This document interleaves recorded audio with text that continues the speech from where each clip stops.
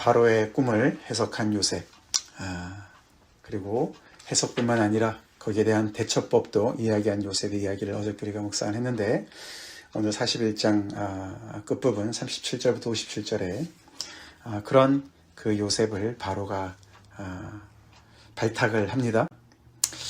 명철하고 지혜 있는 사람을 세워서 이 모든 것을 감독하게 하라 라는 요셉의 이야기를 듣고서 너가 바로 그 적임자다 라고 얘기를 하고, 바로뿐만 아니라 그의 모든 부하들이, 신하들이 다 거기에 동의를 하죠.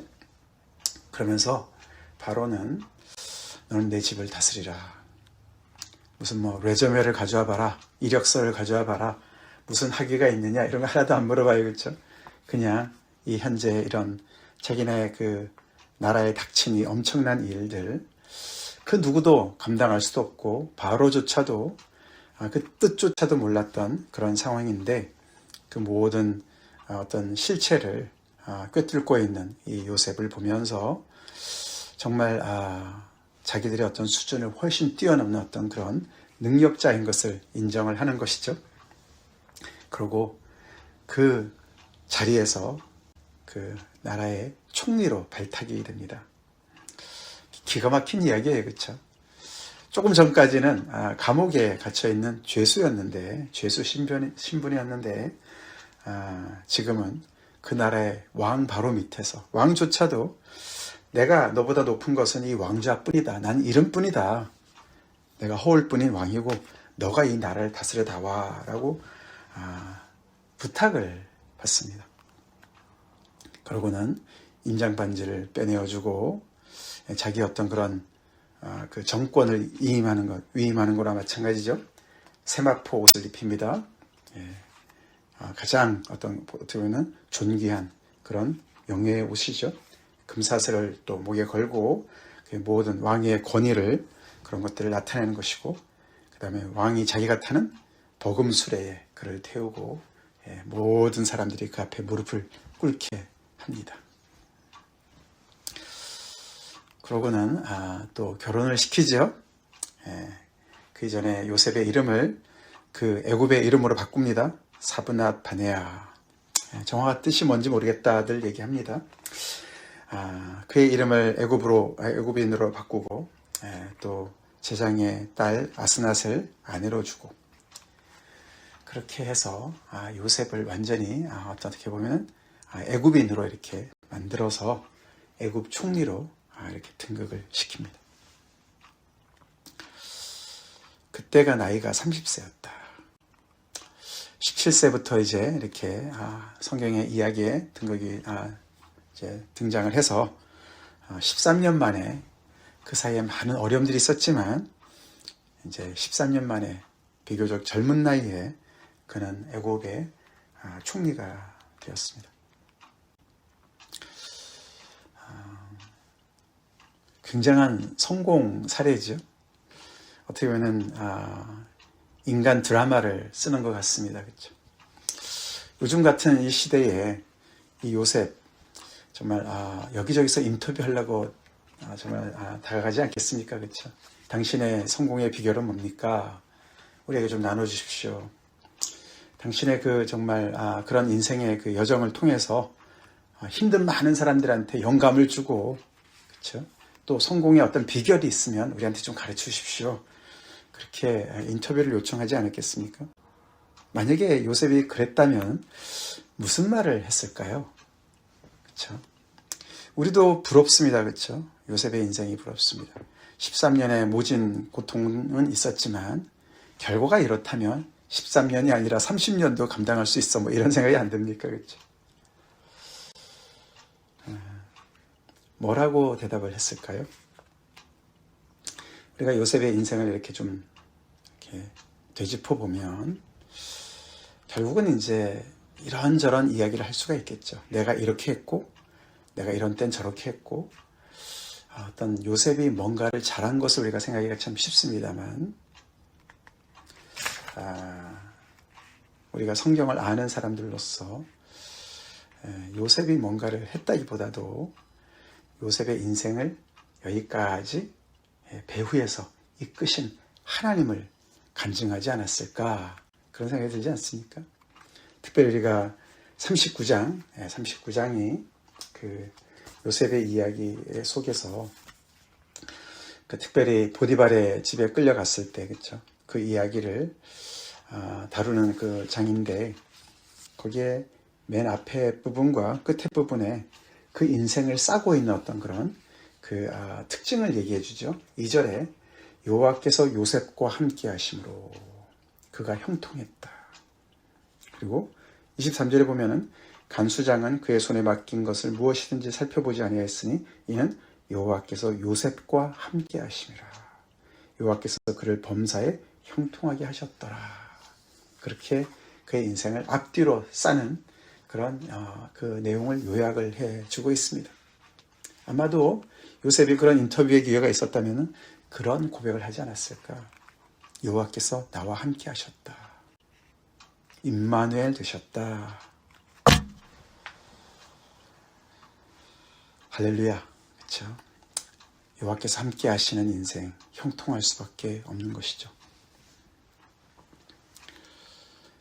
꿈을 주신 분도 하나님이시고, 요셉은 그 꿈이 무슨 뜻인지 정확하게 몰랐지만 오늘 그 꿈이 이루어지는 어떤 그런 그 정말 순간에 와 있는 것이죠. 그렇죠? 이 전혀 생소한 이 나라, 정말 팔려온 이 나라, 죄수로 있었던 이 나라에서 그는 이 많은 이 애국 백성들이 자기 앞에 엎드리는 것을 보면서 정말 이렇게 해와 달뿐만 아니라, 그렇죠? 11별뿐만 아니라 곡식, 형들의 곡식단뿐만 아니라 온 세상이 이 애굽 제국이 무릎 꿇는 것을 목도를 하고 있는 것이죠. 여호와께서 함께 하시니까 이런 일이 벌어지네. 그런 생각을 하게 되었을 것입니다.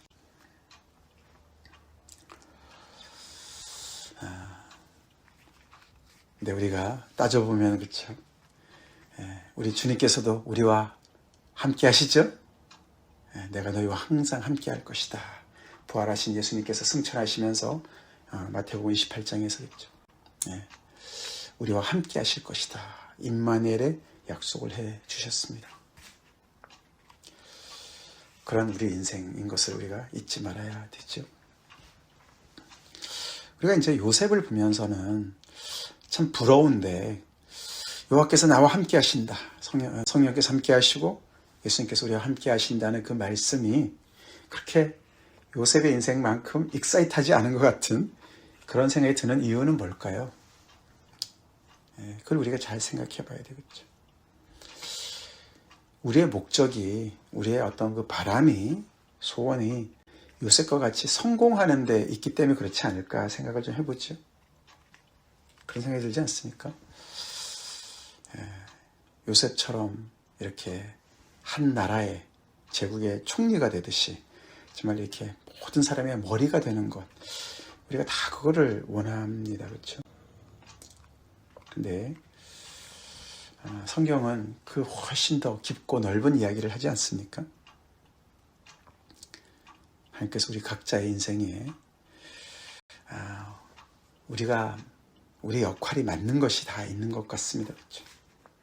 그래서 요셉의 꿈과 같이 저에게도 그런 꿈을 주시고 그 꿈을 이루어 주세요 라고 기도하기보다는, 성경적인 바른 자세와 기도는 요셉의 인생 가운데 그에게 꿈을 주시고 결국은 그 꿈을 이루시지만 그것이 하나님의 뜻을 이루신 것이니까, 요셉을 통해서 당신의 뜻을 이루셨듯이 하나님께서 저의 인생에도 복음을 주셔서 저를 인도하셔서 저를 통해서, 저의 인생을 통해서 당신의 뜻을 이루시옵소서라고 기도하는 것이 더 맞지 않을까요? 그렇죠? 그것이 모양이 다르죠. 요셉과 같이 이렇게 세상에서 인정받는 사람도 될 수 있고, 아니면은 바울과 같이 그렇게 정말 예수님을 위해서 죽으라고 고생하고 또 베드로 같이 순교당할 수도 있고, 세상에서는 인정받지 못하는 그런 상황일 수도 있고, 여러 가지 모양이 되지 않겠습니까? 그래서 우리가 그 어떤 우리의 소원을 잘 조절을 해야 돼요. 그렇죠?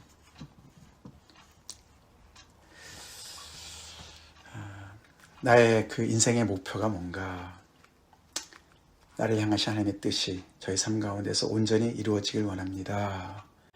그런 소원을 가지고 삽시다. 그래서 주님이 나와 함께 하셔서 그 뜻을 꼭 이루어 주십시오 라고 기도합시다. 우리가 빌립보서 1장에 바울의 고백에서 그런 걸 볼 수가 있어요. 그렇죠? 1장 10절에 나의 간절한 기대와 소망을 따라 아무 일에든지 부끄러워하지 아니하고 지금도 전과 같이 온전히 담대하여 살든지 죽든지 내 몸에서 그리스도가 존귀하게 되게 하려 하나니. 사는 것, 죽는 것, 바울에게 그렇게 중요하지 않았습니다. 가장 중요한 것은 살든지 죽든지 자기를 통해서 그리스도가 높아지기를 원한다. 참 우리가 본받아야 되는 그런 믿음의 고백 아닙니까? 제가 아주 오래전에 이 말씀을 묵상하면서 참 이게 살든지 죽든지라는 게 인생의 전 스펙트럼을 다 포함하는 것이구나를 깨닫게 되었어요. 살아도 뭐 아주 최고로 사는 거 있지 않습니까? 요셉의 그런 출세하는 모습. 죽는 것, 가장 비참하게 죽는 것. 그 정말 그 끝과 끝을 다 포함하는 그런 내용을 다 포함하는 거죠. 다시 말해서 바울은 그런 다양한 인생의 그런 모습 속에서 내가 어떤 모습으로 살더라도 저 별 상관없습니다. 저의 목적은 딱 하나입니다. 저를 통해서 그리스도가 존귀케 되는 것입니다. 라고 고백하는 거예요. 우리는 그리스도가 존귀케 되는 것은 뒷전이고 내가 꼭 이렇게 살아야 되겠습니다. 이렇게 성공하고 출세하고 인정받아야 되겠습니다. 계속 거기에 우리가 초점을 맞추고 살 때가 얼마나 많이 있습니까? 그걸 다시 재조정합시다. 재조정합시다. 그럴 때 우리는 하나님께서 나와 함께 하신다는 말씀 때문에 우리는 정말 힘을 얻고 우리에게 주어진 현실 속에서 요셉처럼 최선을 다할 수가 있을 것이고 하나님은 그 가운데서 정말 하나님의 뜻을 이루실 것입니다. 바울이 또 그렇죠. 맡긴 자에게는 요구할 것은 충성이다. 그런 말이지 않았습니까? 그렇죠? 맡은 자에게 구할 것은 충성이다. 우리를 그리스도의 일꾼이요 하나님의 비밀을 맡은 자로 여길지어다. 그리고 맡은 자들에게 구할 것은 충성이다. 그래서 우리의 마음이 늘 충성스러움에 하나님께서 우리에게 허락하신 일들, 범사의 그런 모든 속에서 여호와를 인정하고 그 속에서 우리가 충성하는 그런 삶을 사는 것이 우리의 몫이다. 자, 그러면서 이제 우리 46절부터 이제 요셉이 드디어 통치를 시작합니다. 그렇죠? 그래서 그 꿈대로 7회의 풍년이 왔습니다. 그래서 열심히 그 곡식을 잘 저장을 합니다. 그리고 이제 흉년이 오기 전에 이 요셉에게 두 아들이 태어납니다. 첫째 아들은 므낫세라고 그래서 잊어버렸다. 그런 뜻의 아들 이름을 짓습니다. 므낫세. 그래서 과거로의 어떤 그런 단절을 선언하는 것이죠. 자기의 모든 고난과 아버지의 모든 그런 정말 그 갈등과 시기와 미움과 증오와 이런 모든 것들을 다 잊어버리게 하셨다. 우리의 과거의 상처가 아무리 크다 할지라도 하나님께서 더 큰 은혜를 주시면 잊어버릴 줄로 믿습니다. 하나님께서 치유하시는 것이죠. 요셉의 인생을 이렇게 치유하신 것이. 차남의 이름은 에브라임이다. 그러면서 번성케 하셨다. 그런 뜻의 이름을 짓습니다. 그래서 이제는 정말 그 모든 것을 잊을 뿐만 아니라 이제는 정말 더 번성하게 하는 그런 하나님의 은혜를 감사하는, 그래서 굉장히 요셉의 인생이 굉장히 이렇게 어두움에서 이제 밝음으로 오는 그런 뜻으로 두 아들의 이름을 짓습니다. 므낫세를 부르면서는 과거의 그런 아픔을 잊게 하신 하나님께 감사했을 것이고, 에브라임의 이름을 부르면서 나를 또 이렇게 번성케 하시는 그런 하나님을 찬양했겠죠. 그래서 우리가 이제 또 잊지 말아야 될 것은, 그는 지금 애굽 땅에서 애굽 사람화 되어 가고 있습니다. 그렇죠? 그래서 애굽인의 그것도 제사장의 딸과 결혼을 했습니다. 그리고 외모는 완전히 애굽인과 같아졌습니다. 그렇죠? 그 나라의 총리로 일을 해야 되니까. 그리고 바로와 얼마나 가까이 지내야 되겠습니까? 제2인자로서. 그래서 얼핏 보면은 애굽 사람이니까 그의 사상까지 다 애굽인으로 애굽인화 될 수도 있는 상황이 아니겠습니까? 그런데 그는 그의 두 아들의 이름을 히브리 사람의 이름으로 짓는 거예요. 그는 자기의 정체성을 잊지 않습니다. 우리가 나중에도 보지만, 그리고 계속해서 그는 기회가 있을 때마다 하나님께서 하셨다는 것을 강조하고 있는 것을 우리가 잊지 말아야 되죠. 그러고 나서 이제 때가 되어서 이제 풍년이 그치고 흉년이 들기 시작을 했습니다. 그 흉년이 굉장히 어마어마한 그런 정말 스케일로 이렇게 왔습니다. 각국에 기근이 있었다. 애굽뿐만 아니라 그 일대에 기근이 있었다. 그래서 온 땅, 애굽 온 땅에 그리고 모든 백성이 모든 온 지면에 다 영향을 미치는, 그래서 정말 먹을 것이 하나도 없어지는, 그것이 1년이 되고 2년이 되고 그렇게 시간이 지나면서, 특별히 여기 53절부터 57절까지 보면은 거기에 모든, 영어로는 all이라는 모든이라는 뜻의 단어가 여러 번 반복이 됩니다. 그래서 이 기근이 그 일대를 완전히 뒤덮은 그런 것을 이야기하고 있습니다. 결국 이제 하나님께서 이 바로에게 주신 그 꿈대로 이제 이게 미래가 펼쳐지는 것이죠.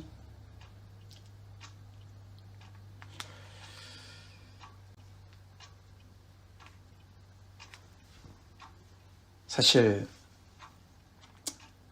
어제도 우리가 봤지만 이런 문제 때문에 요셉이 이렇게 바로 앞에 설 수 있었고, 정말 아무도 할 수 없는 이런 상황 속에서 결국은 요셉만이 유일하게 그 상황에 대한 올바른 이해와 해석과 지혜가 있고 대처하는 법을 알고 그랬기 때문에 이렇게 높임을 받는 거 아니겠습니까? 그렇죠? 근데 그 모든 것의 배후는 하나님이 계시는 것이죠, 결국. 그렇죠? 그래서 하나님께서 이렇게 풍년도 주시지만 또 이렇게 흉년도 주시는, 미래를 재단하시고 통치하시는 분은 하나님이시다. 그 하나님과 가까운 요셉이 그래서 인정을 받고 이렇게 그날을 통치할 수밖에 없는 상황으로 바뀐 것이죠. 우리 그런 말이 있어요. 그죠? 속담에 가난은 나라님도 못 구한다, 못 구제한다. 들어보셨죠? 예. 가난한 것, 왕이라고 뭐 어떻게 합니까? 그렇죠?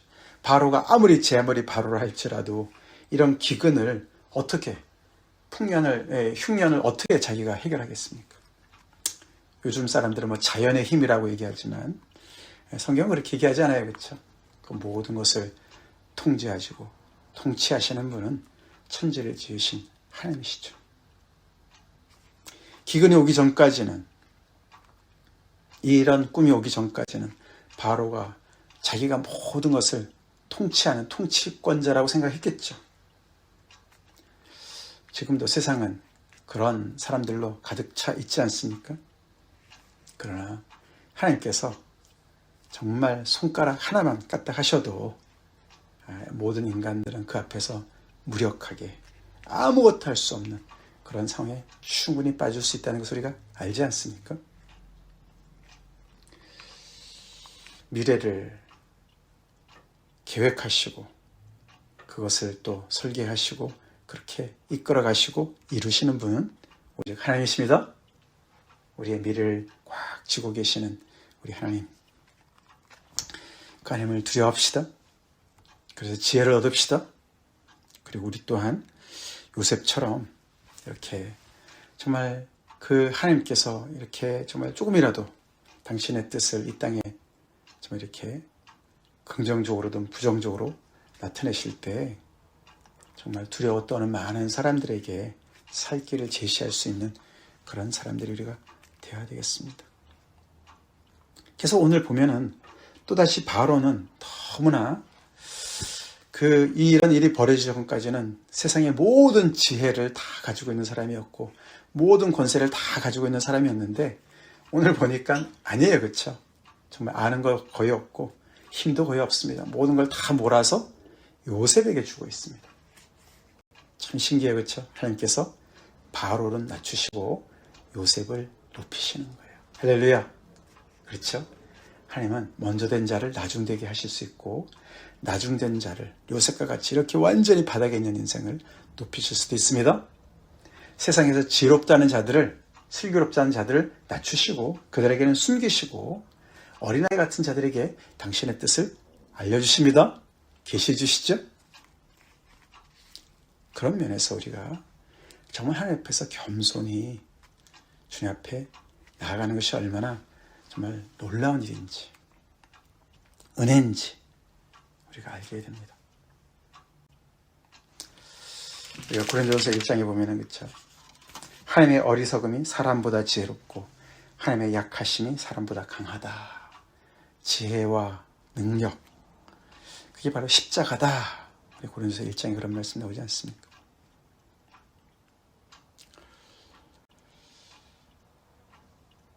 어제도 봤습니다. 우리가 죄의 싹은 사망이다. 세상이 정말 하나님의 그런 공의로운 심판 앞에 설 때가 오지요? 옵니다. 온 땅에 임한 기근, 흉년 그 이상으로 모든 사람들이 그 정말 공의를 베푸시는 심판 앞에 서게 될 날이 옵니다. 그렇죠? 그때 그 누구도 그 앞에서 지혜를 얘기할 수 없고 자기의 권세를 얘기할 수가 없는 날이 오는 것이죠. 지금 바로가 그의 신하들이 정말 입이 있어도 유구무원인 이런 상황을 맞닥뜨린 것처럼 그런 상황이 도래할 것이다. 우리는 과연 그 앞에서 어떻게 설 것이냐. 우리가 믿고 있는 복음의 파워를 우리가 잘 알고 그 복음을 우리가 열심히 믿고 살고 또 전하는 우리가 되어야 되겠습니다. 같이 가겠습니다. 하나님 감사합니다.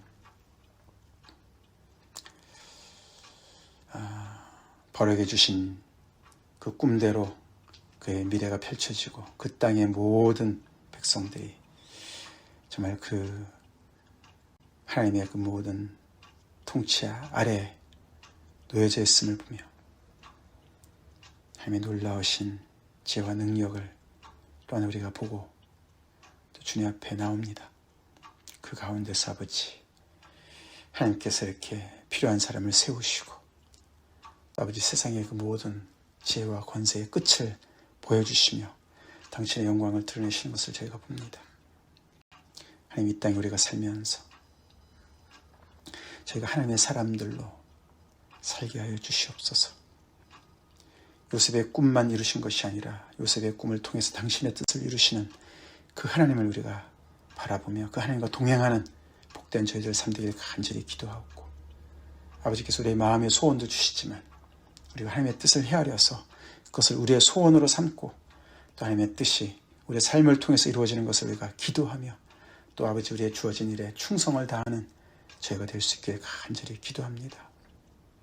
우리가 요셉과 같이 세상에 출세하고자 하는 그런 우리의 야심을 앞세우지 않게 도와주시고 살든지 죽든지 아버지 상관없이 우리의 몸을 통해서 그리스도가 존귀케 되는 것을 정말 아버지 바울처럼 그렇게 소망하며 나아가는 저희가 되게 하여 주시옵소서.